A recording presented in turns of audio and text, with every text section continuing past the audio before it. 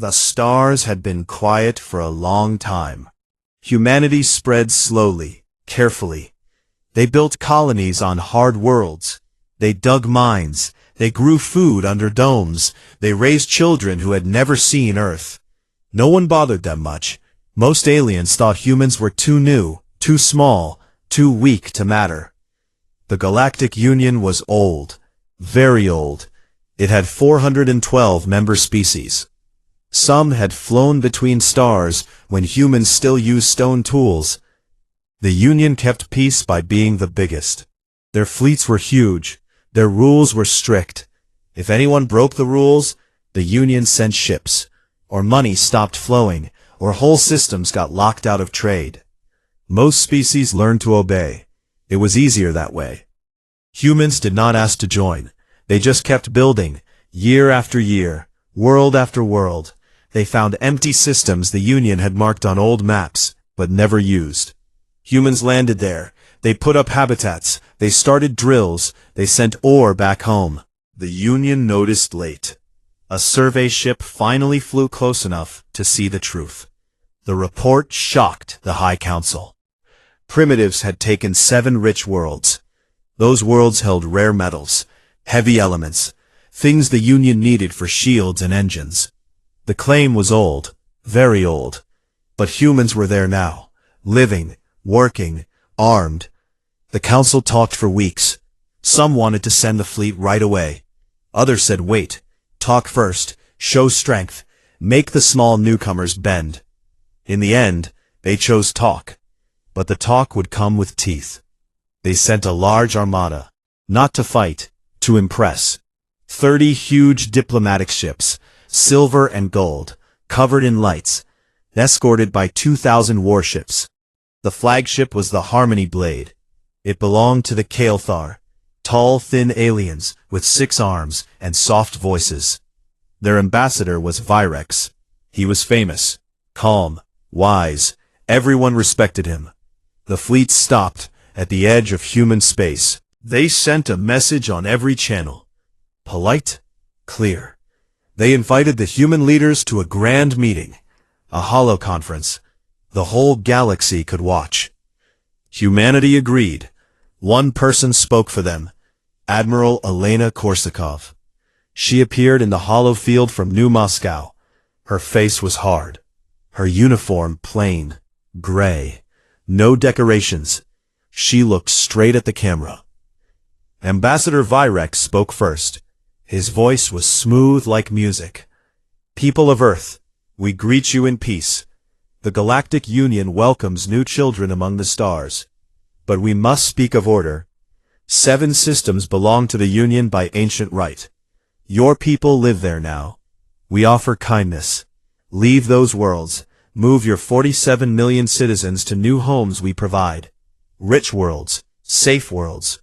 In return, we give you trade rights, knowledge, a seat at our table as observers. Your ships will stay small, your weapons few.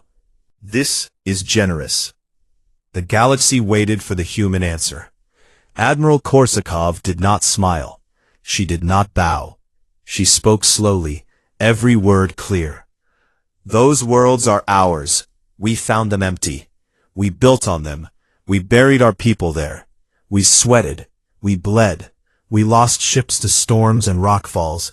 Time made them ours. Not old papers, not war maps. We will not leave. Silence filled the holofield. Virex tilted his head. His 6 arms moved in a gentle wave. Admiral, please think again. The Union has strength you cannot match. Our fleets number in tens of thousands. Our weapons can burn planets. We do not wish harm. But rules exist for a reason.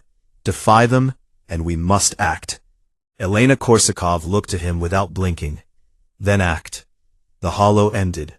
Across Union space, people laughed. News channels called it the defiance of the young ape.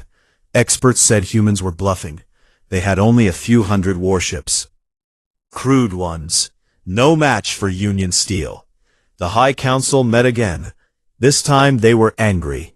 They decided on an ultimatum. 90 days. Leave the 7 systems, or face blockade. Ships stopped. Mines taken. Colonies starved. If needed, force would come. Real force. The message went out. Every human world received it. Every newsfeed played it. The tone was cold now. No more soft words. Humanity did not answer. Instead, strange things began. On Earth, Mars, Titan, and 100 other places, shipyards went quiet. Workers stopped talking to reporters. Civilian ships stayed in port. Trade slowed, then stopped. Deep in space, sensors caught bursts of encrypted signals.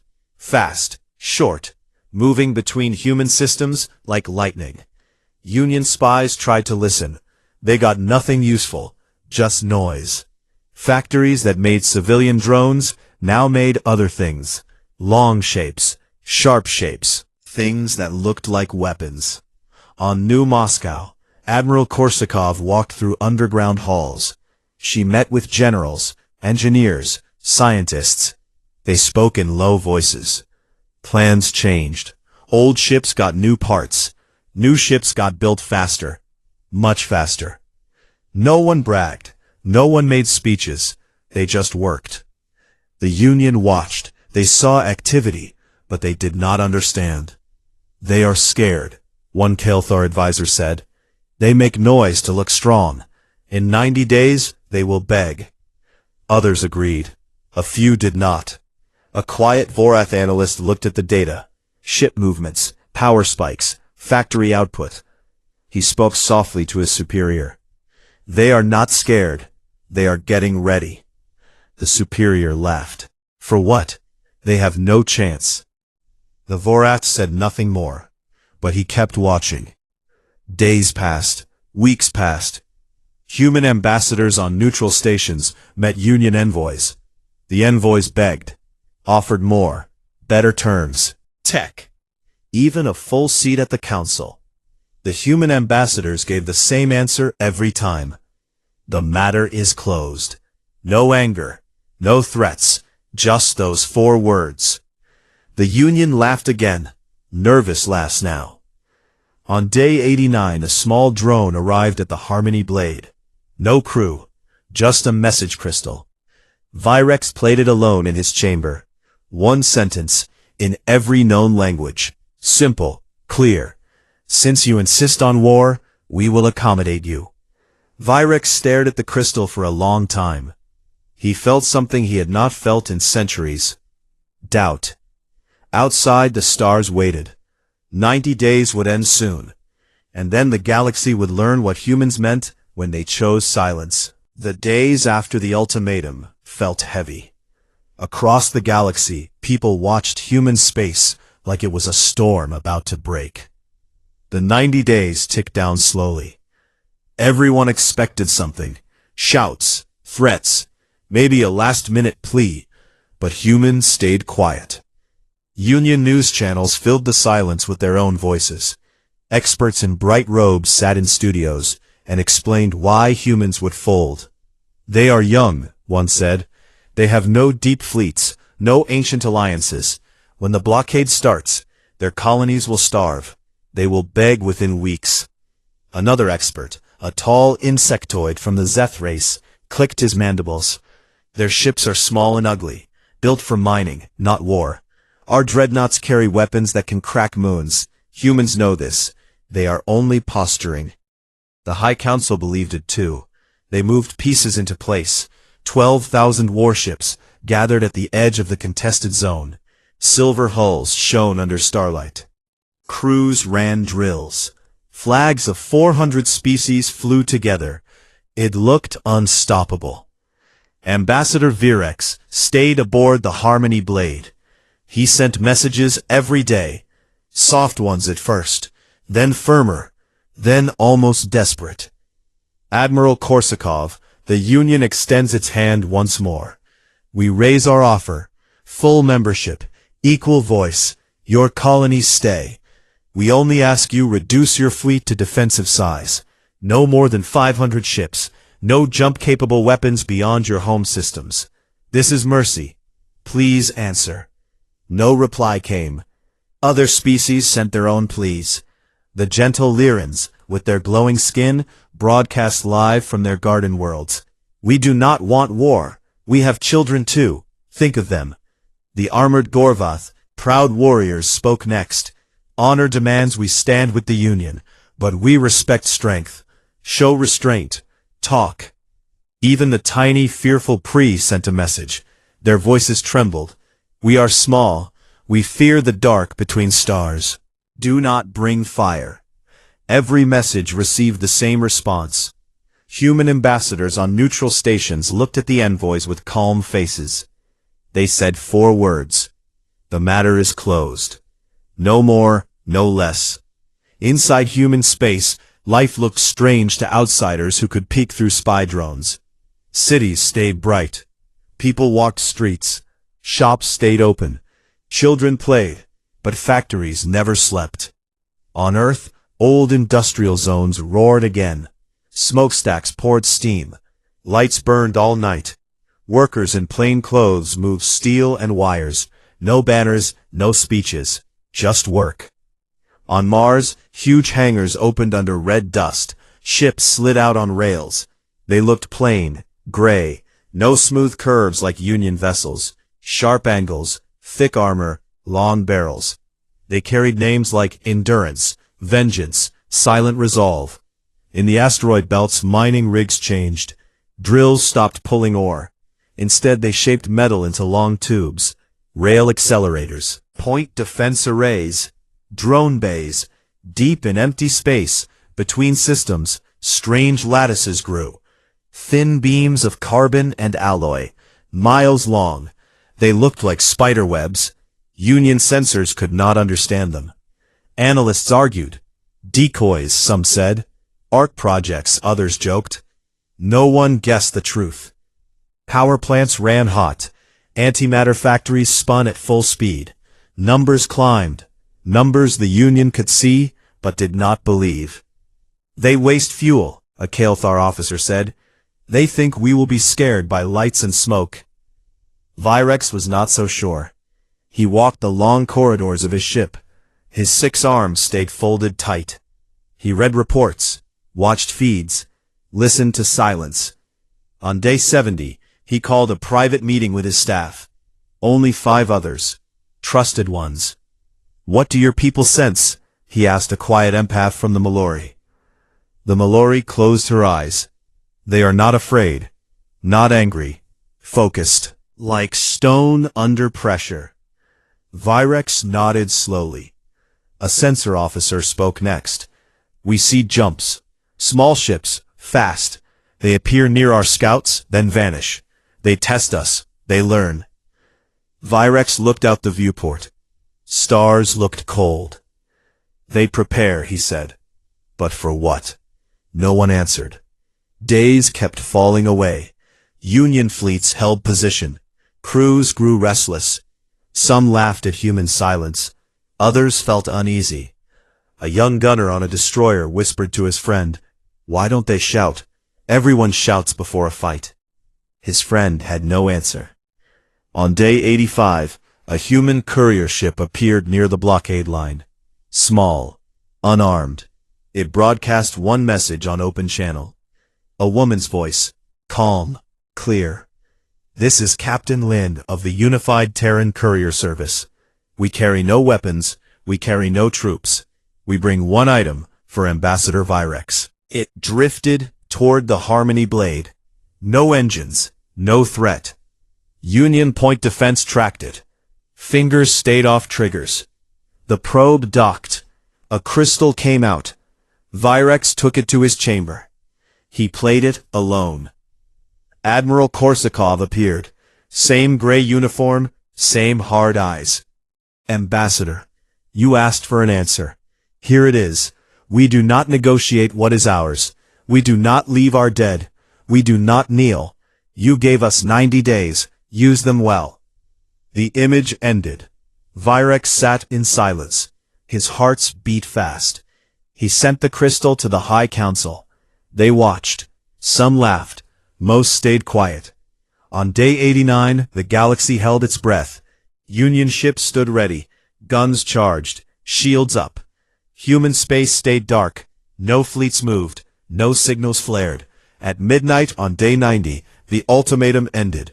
A single human drone jumped into view near the Harmony Blade. It hung there, still. It opened a channel. One sentence. In every language the galaxy knew. Since you insist on war, we will accommodate you. The drone vanished. Virex stared at empty space. He felt the weight of centuries. He knew something had changed. The laughter stopped. The galaxy waited, and humans, for the first time, stopped being quiet. The clock hit 0. No fanfare, no drums, no speeches from admirals on screens. At 01 Galactic Standard Time, on the 91st day, the war began. It started in 47 systems at once. In the contested zone, the Union blockade waited. 12,000 ships formed perfect walls of steel and light. Dreadnoughts sat in the center like sleeping giants. Frigates circled them. Scouts darted ahead. Everyone watched the jump points. Everyone expected human ships to appear far away, in a line, like in old stories. They expected a battle they could win. They were wrong. Human ships came from inside the formations. Jump points no one had mapped. Tiny rifts that opened right among the Union ranks. No warning, no flash of engines, just sudden holes in space. Gray, ugly ships slid out. Close, too close. The first shots came from railguns. Long barrels spat metal slugs at speeds that tore reality. Slugs hit at a quarter the speed of light. They punched through shields like paper. They punched through armor. They punched through entire ships. A Union heavy cruiser named Dawn's Mercy vanished in a silent flash. 1 second it was there. The next, only glowing gas and spinning pieces.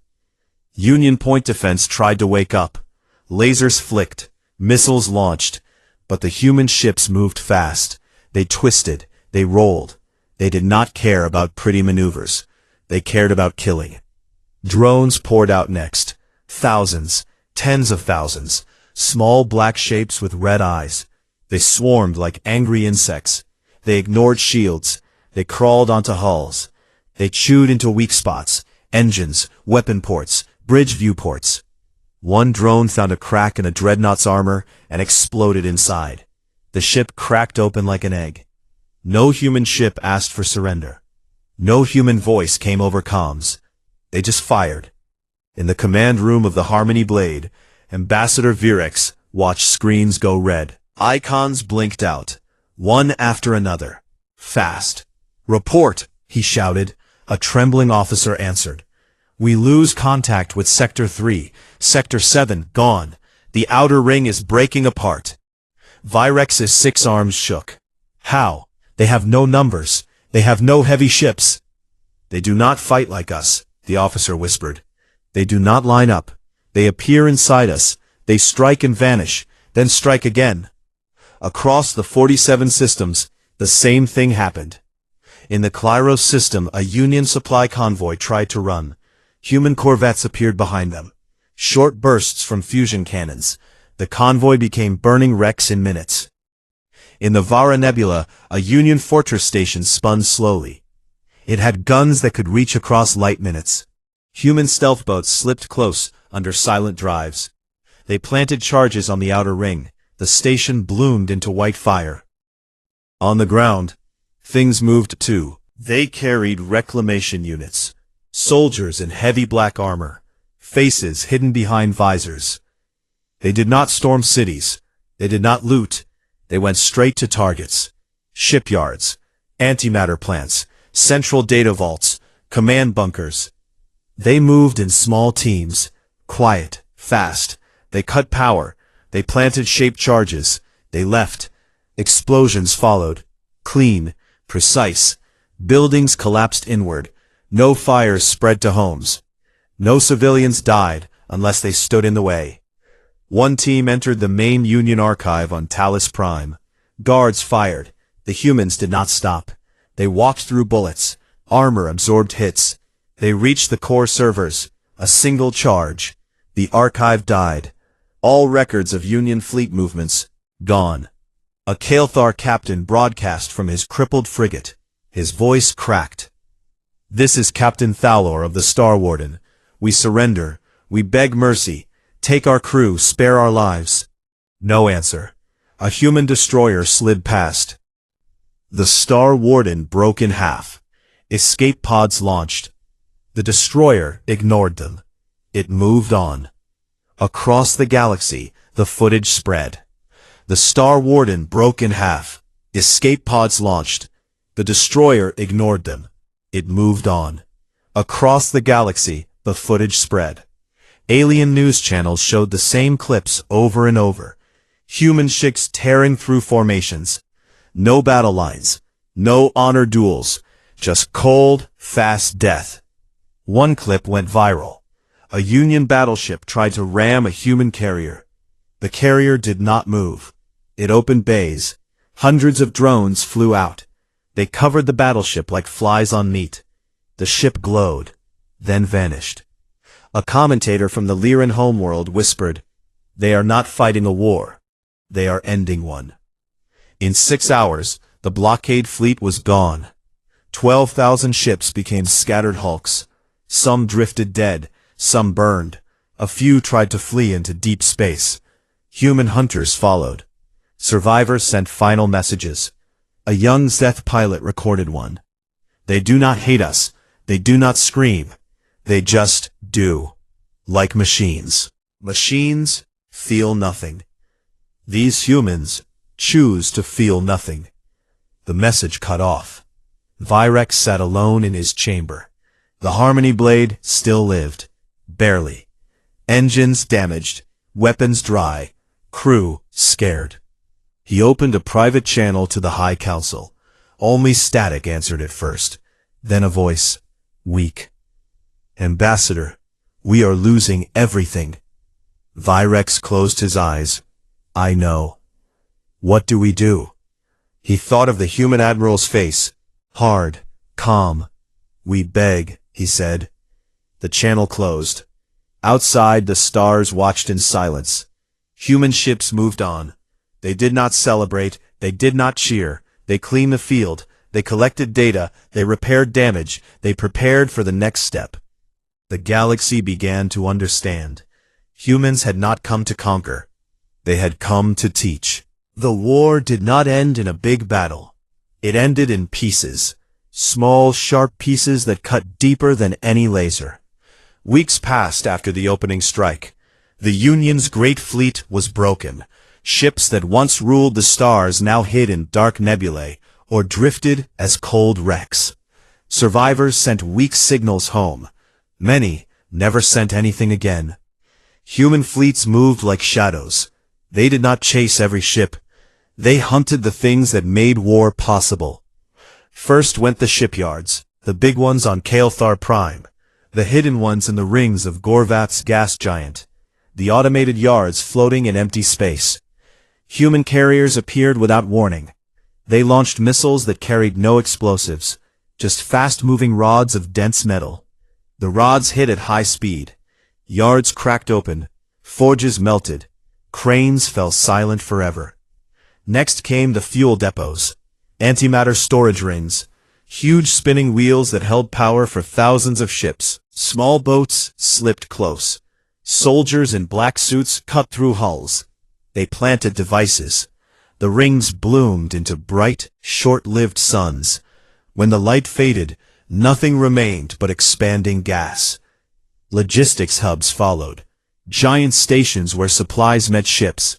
Food, parts, medicine, data cores. Humans hit them clean. No bombs dropped on cities. No fires spread to homes. Just precise cuts. Power died. Lights went out. The stations became dark tombs. The galaxy watched in horror. News feeds showed the same thing again and again. A proud Union dreadnought, limping away. A human frigate appears behind it. One shot. The dreadnought splits. No cheers from the human side. Just silence. Alien leaders spoke on open channels. Their voices shook. A Lyran elder, skin glowing dim, said, "We never wanted this. We offered peace. Please hear us now." A Gorvath warlord roared, "We fight with honor. Face us blade to blade." No human answered. The High Council met in emergency session. The Grand Chamber looked empty. Many seats stayed vacant. Species had already left the Union, some quietly, some in panic. The ones who remained looked small. Ambassador Virix stood before them. His 6 arms hung loose. His voice cracked. "We must speak as one. We must beg." They voted, all in favor. The broadcast went out to every frequency, every world, every ship. "This is the Galactic Union High Council. We were wrong. We underestimated your strength. We underestimated your will. We offer unconditional terms. Return to the borders before the conflict. Full reparations in materials and knowledge. Recognition of all human claims. A permanent treaty of non-aggression. We ask only one thing. Please." The message repeated for days. Humanity stayed quiet. Instead, the hits kept coming. A major weapons lab on the edge of Union space vanished in a flash. A fleet base in the outer rim turned to slag. A supply convoy carrying repair parts for surviving ships disappeared between jumps. Panic spread. Ambassadors from remaining species traveled to human border stations. They arrived in small, unarmed shuttles. They waited in docking bays. Hours, days. Finally, doors opened. A human officer met them. Tall, plain uniform, no rank shown, face like stone. The ambassadors spoke fast, offered more, begged for mercy. The officer handed them a single sheet of smart paper. It glowed softly. The words were simple. Terms of cessation of hostilities. The Galactic Union disbands its combined military forever. All member species reduce fleets to system defense only. Maximum 0.5% of pre-war size. No Union vessel larger than a corvette may leave its home system without written human approval. Humanity keeps all current territories and all claims it holds now or in the future. The Union pays reparations in raw materials. Payment lasts 200 standard years. These terms are final. Accept, or the war continues. The ambassadors read. Some cried, tears of metal, tears of light, tears of fear. One Kael'thar diplomat, old and respected, looked up. "Is there room to talk? To change even one word?" The officer shook his head once. No. They signed. The paper scanned their marks. It glowed green. A copy went back to the human side. The officer took the original. He turned and walked away. The ambassador stood alone in the cold bay. Outside, human ships waited, just watching. Word spread fast. The galaxy learned the truth. The Union was broken. Not conquered, not occupied, just broken. Species began to leave the old alliance. Some joined small groups, some stayed alone. Some whispered thanks to the humans for not burning their worlds. Human fleets pulled back slowly. They patrolled new lines they drew themselves. No one crossed them. On a neutral station, far from the fighting, a young reporter asked a human captain a question. "Why did you not answer the pleas? Why no mercy?" The captain looked at the stars. "We gave mercy. We did not glass your capitals. We did not kill your young. We took only what made you dangerous. That is mercy enough." The reporter had no more questions. In the quiet after the storm, the galaxy changed. Old songs stopped. Old boasts died. New stories began. Stories of the day the Union begged, and the humans chose to finish what they started. Decades passed. The galaxy changed slowly, like a wound that heals but leaves a scar. The old Union Assembly Hall still stood on the neutral world of Elisara. Its walls were the same white stone. Its domes still caught starlight. But inside, everything felt smaller. Fewer seats, fewer voices. The grand banners of 400 species were gone. Now only flags of single worlds hung. Quiet, careful. The chamber held meetings once a month, mostly trade talks, resource shares, border rules. No one spoke of fleets anymore. No one spoke of power. They spoke of prices, of grain, of fuel, of safe lanes between stars. A young human diplomat named Marcus Hale walked those halls often. He was tall, quiet. His uniform was still plain gray, no medals, no shine. He carried a small tablet. He listened more than he spoke. One day, after a long session about ore shipments, an old Kael'thar approached him. The elder's name was Thalor Vex, now just an observer.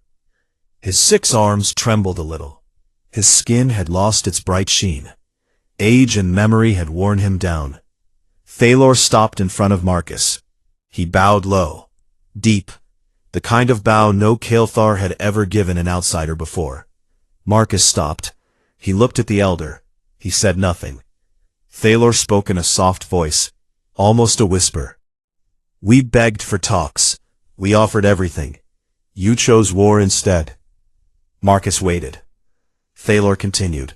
We lost ships, yards, pride. We learned. We learned that when humans say no, they mean it forever. When humans stay silent, the stars should hide. He paused. His eyes, once sharp, now cloudy. We will never forget. Marcus nodded once. Slow, calm. Good, he said. Memory is the only wall that never falls. Thalor bowed again, lower this time. Then he turned and walked away. The echo followed him down the empty corridor. Outside the hall, the sky was clear. Stars burned bright. Human patrol ships moved in slow arcs far above. Not close enough to threaten, close enough to remind. They were not conquerors. They did not occupy worlds. They did not demand tribute. They only watched the lines they had drawn. On human worlds, life went on. Children grew up hearing the old stories, not as boasts, as lessons. On New Moscow, schools showed clips of the war. Short ones, clean ones.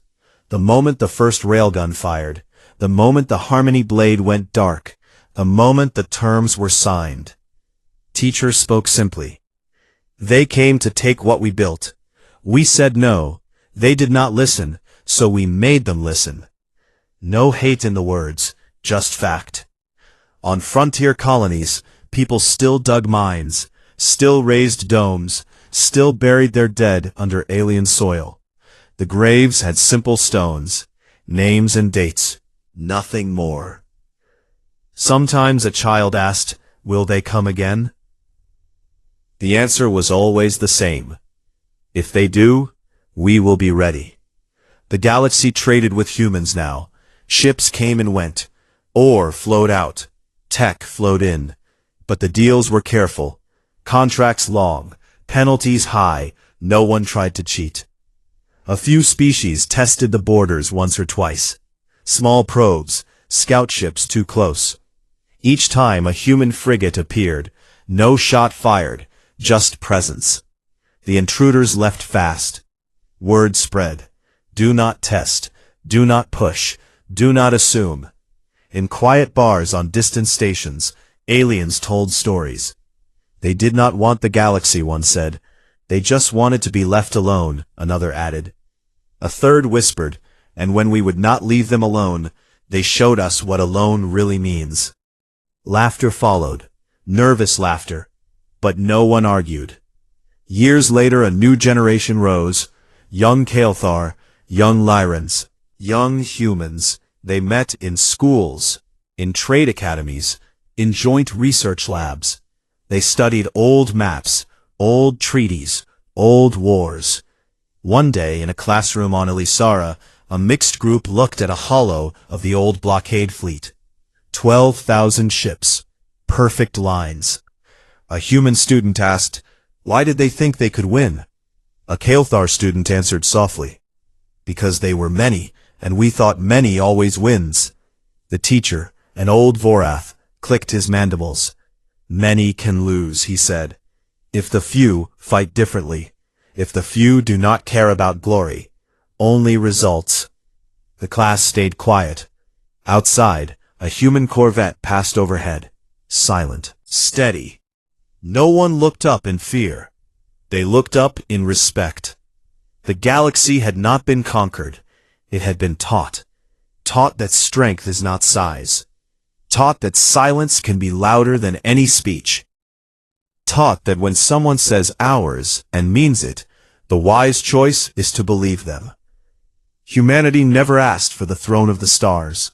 They never wanted to rule. But when the galaxy forced a choice, humans chose war.